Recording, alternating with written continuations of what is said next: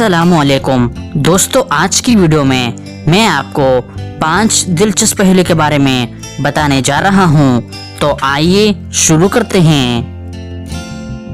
पहेली नंबर 1, वो क्या चीज है जो लड़कियां हमेशा सलवार के नीचे पहनती हैं?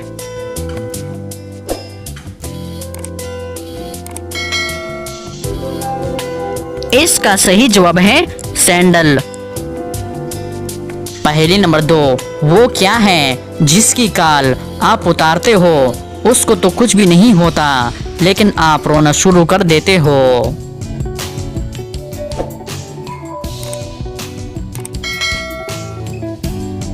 सही जवाब है प्यास। जब छिलका उतारते हैं तो हम रो पड़ते हैं। पहेली नंबर 3, वो कौन सी सिटी है जहां कोई भी नहीं रहता?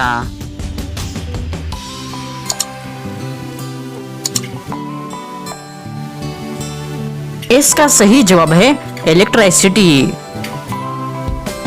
पहेली नंबर 4, सोने की वो कौन सी चीज है जिसको सोनार कभी नहीं बेचते?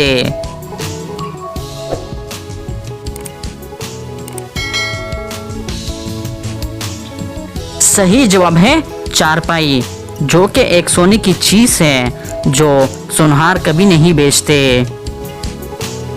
पहेली नंबर 5, वो कौन सी औरत है जिसको हमेशा पता होता है कि उसका शोहर रात को कहाँ होता है?